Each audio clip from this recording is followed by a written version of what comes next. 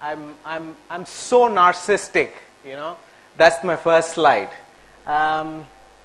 It's going to be a very boring presentation, actually, because I'm going to talk about myself.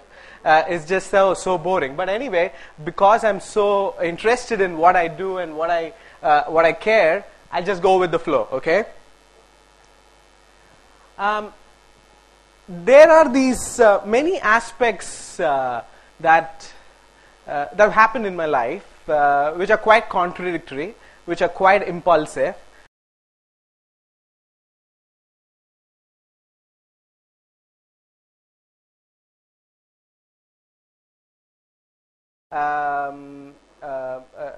Sorry, I forget your name. Rajiv, thanks for that really interesting introduction. I don't know why they decided they need to give me one of the top 50 social entrepreneurs in the country. I just don't deserve that, but they thought maybe I was the first person on the phone that they could get hold of. Well, I studied advertising. Earlier, I was supposed to do chartered accountancy because my father is one. And he decided that chartered accountancy is something that I really need to do. And well, I thought to myself, yes, that's something that I can really do. But coming to terms and doing CA was quite something. And I really had to struggle my way out to help my father understand that's exactly not what I wanted to do. And the best way I deal with conflicts at home, or at least with people that I care, is to, after a lot of fights, is to send them a letter. Because that's the way you can, you don't have to actually confront them with what you want to actually say without having to face the feedback immediately, you know. So I had to tell them that CA is not my cup of tea, and maybe advertising is, I'm really not sure, but I still not figured out what I really want to do in my life as well yet.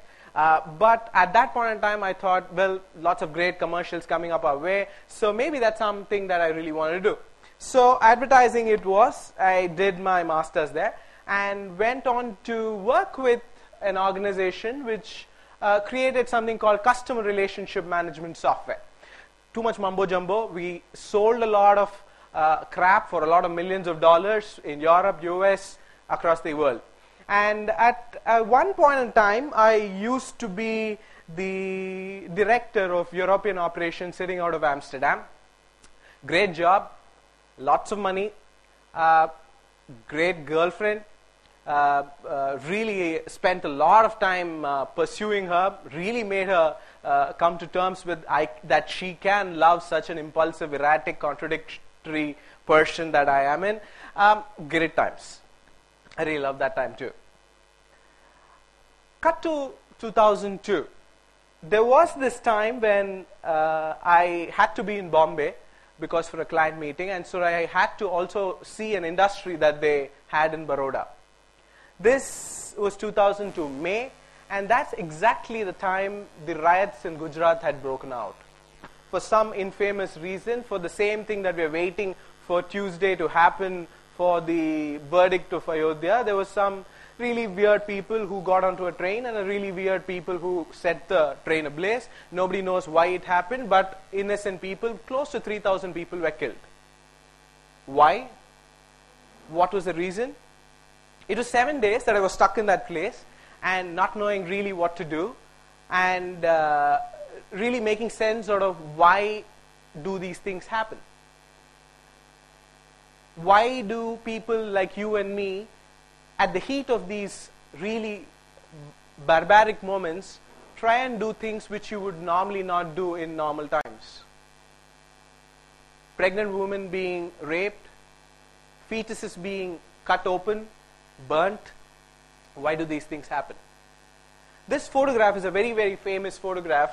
I'm sure a lot of you have seen this. This is of a tailor named Qutbuddin Ansari who is begging not to be killed by the same neighbors who were sitting next to him for so many years that he's grown up with them, stitching their clothes.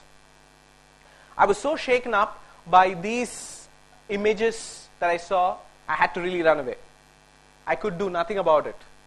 I was so scared of myself and scared of the world around me.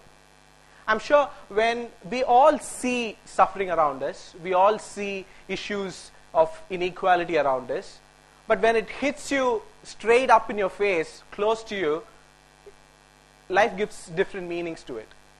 Life throws up different of these questions which you don't find answers. Why do people like you and me do some of these things that we don't do in normal times? Are we acting to be good in the absence of a policeman who would do things which in the presence of him we would not do? Are we really acting to be good?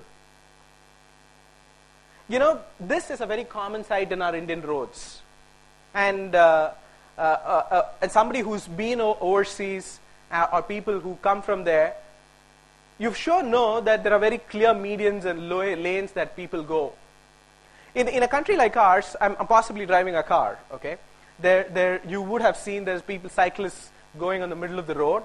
I'm so irritated by that because I feel that I have a four-wheeler which possibly is much more powerful, and I need the middle side of the road because I'm faster, you know. But the cyclist on the other side of the road, he basically says, okay, I only have the middle of the road which is possibly little more, has right of passage. The left side of the road is too many people who don't have a pedestrian walk to walk on, so they're all on the road. I'm using human effort. It's bloody hard out there. It's Chennai, and I have to use the middle of the road. Both of them trying to feel that as much as I am important, I have the right of the road. Each of us don't know each of us compulsions and what problems that each of us have. Many times, as simplistic that this example might seem to us, that a lot of our issues are because we just don't know each other's challenges, each other's responsibilities, each other's priorities. And many times we live in silos that we just don't want to understand each other's. To cut to 2002 again, I was distraught with all of these questions and too many of them going around the head. I was not performing well in office, and I think my boss had to continuously remind me that I have to keep up my job, otherwise I'm going to be chucked out. Well, in the middle of all this, I managed to keep reading a bit, talking to a lot of people, and 3 of my books, which I thought were the most inspiring of them, are the ones up on the slides. Some of them really made sense to me because it gave me a lot of answers to questions I didn't have, or gave me a lot of questions I don't know answers about. This was this person who also happens to be a great mentor of mine. His name is T.V. Venkatraman, a person whom I met soon after 2002, who used to be the former Chief Secretary of Tamil Nadu, and quite an important person in my life in terms of guiding my choices and what I do. This was 2003 in December.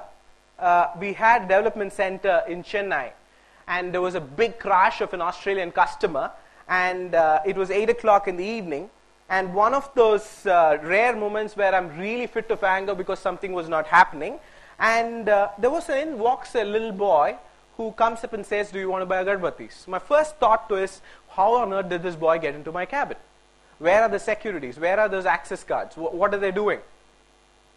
The boy was very neatly dressed. He was carrying a backpack. He was possibly around 12 or 13, well-oiled hair. He wasn't wearing any chappal. I asked him what was he doing here. My first immediate thought was, why on earth did he come here? And first of all, I have sinus, so I don't have agarbattis. My friend nudged me inside and said, okay, don't be a prude. Just ask him, possibly you can buy that and not use it at all. So this boy comes from a place, if you're familiar with Chennai, I'm in Hados Road. He comes from a place called Korukuppetai, which is some 20 kilometers from that place.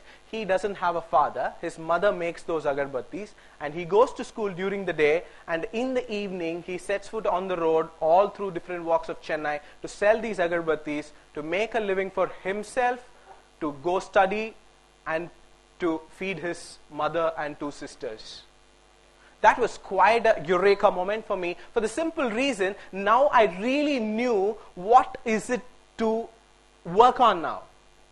This was a child who was willing to be perseverant, who was willing to do the hard work, who was not willing to beg, and had all the courage and all the inclination to do it.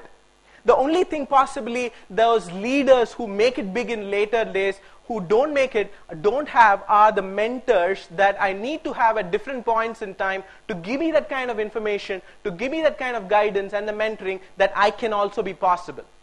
That was quite a eureka moment for me personally. It shook me up that I can have a child. This is my focus that I need to be doing. And what if these are children from the poorer sections of the society? If adults coming in from educated, fairly prosperous backgrounds can work together as mentors for these kind of children, and what kind of difference that it makes to these children, besides that, the kind of bridging of these different communities that could happen, and the kind of sharing of these information, and my responsibilities, and my priorities, and my insecurities, all of that could be shared. So we're building communities together. I thought that was a brilliant idea. And I told myself, my boss, anyway, I'm not doing a job well anymore, so let me quit. Well, I quit my job in a week's time, and, well, that's my light bulb, and that's NalandaWay Foundation in a week's time. Well, NalandaWay was born 2003 March. We registered this organization with a couple of friends of mine, people whom I thought was very, very interesting, but just don't know what to do. I had no understanding of what poverty means. I have no education in that. I have no social work background. I neither know what is education all about as well. What I knew was chasing money, which was great fun, and doing some really good technology stuff. Well, I figured it out along my way. My girlfriend thought I got crazy. See, she possibly thought my priorities are real messy now.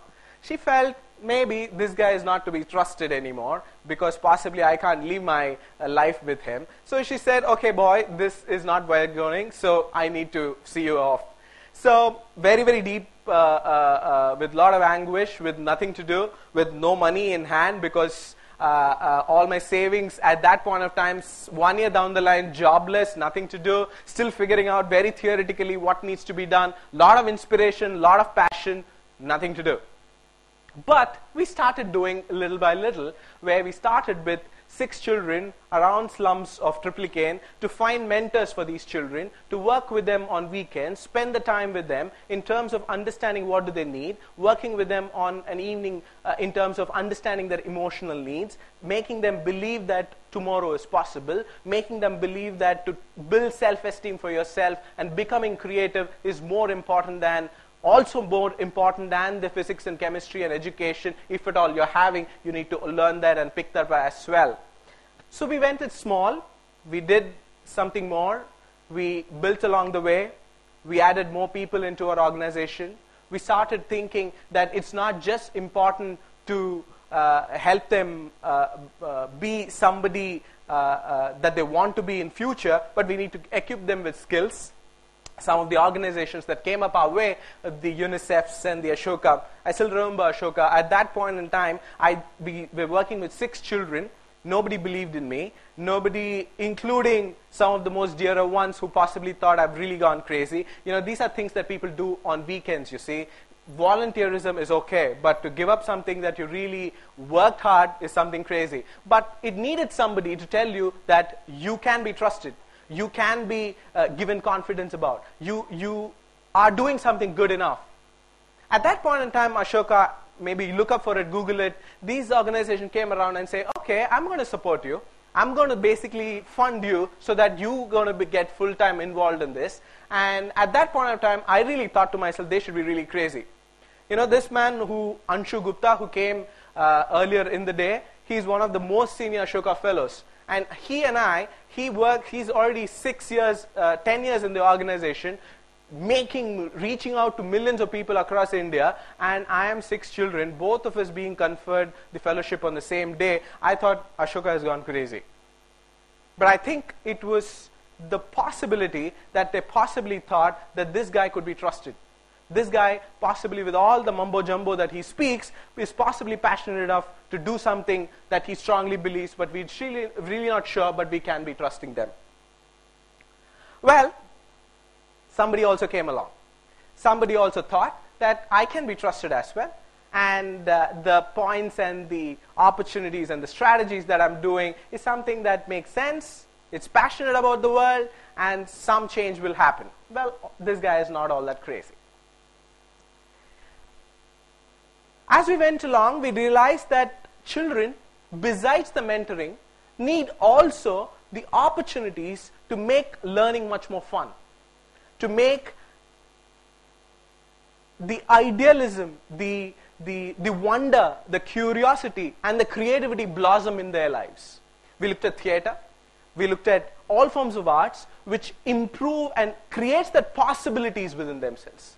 We started moving on with children, not just in terms of being as an additional support to whatever they are learning, to make art itself as a way of both therapeutic, as well as art itself as a way of rehabilitation, art itself as a way where they can think big, perform for themselves. We started working with the most exploited children, children who came from really exploitative situations, which come in from children from bonded labor, children coming in from exploited situation, children in juvenile prisons. Quite interesting. Then there was this girl, one other girl. She came and said to me once, she lives in a place, is one of the urban slums, a girl of 4 children. She is the youngest and the oldest being 16. She was 9 then. Her father is an auto rickshaw driver. I asked her name is Ejil Varni. I asked her, why can't you ask your father, though he's a very loving man, why can't you ask him not to drink, because that money could be well used for your education or things that you really care about. She said something very, very profound. She said, my father is a very, very nice man. She went on to say that my father and mother had a love marriage. They used to go to cinemas together before. They live in a place which is possibly 1,500 square feet in a hut. And so my father these days don't spend enough time with my mom.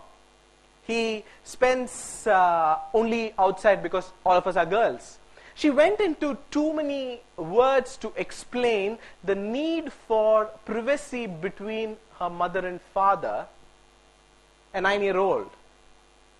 And it shook me a bit to understand that if a 9-year-old could be perceptive about an adult's need, what level of perceptiveness it has about its own needs. And how much are we listening to it? How much are we paying attention to those needs? How much are we providing those opportunities for children to talk in a way that all of us as parents, as teachers, as professors, as people who are in charge of their welfare are listening to? Then we decided, I think we need to provide that opportunity in a way that we can engage with these children and make them talk, make them express those challenges, make them express those expressions to a wider community of people. Well, to give you in substance, that's what we do. We use arts to help children from the most exploitative situations to be learning them, to express them, and also to make change in the way they are. We work with over 6,000 odd children in 4 states of India, in Tamil Nadu, in Andhra, in Bihar, and Kashmir. Some of these people who came our way, who support our work, we need more of them. Our dream is that we need to impact 50,000 children in the next 5 years. A lofty dream, but I think we are at it. Well, you can help as well. Besides the contribution that I talk about, I think you can volunteer in our programs. Already students of your college have volunteered in our programs. You can mentor a child, so please hook up to us. I leave you with this note. This is one of my favorite ones. If you're not falling now and again, it's a sign you're not doing anything anyway. It's a funny thing about life. If you refuse to accept anything but the best, you very often get it. I'll leave you with this comic strip. It's for you to see. How much of you are I'm a great fan of Peanuts. Thank you very much.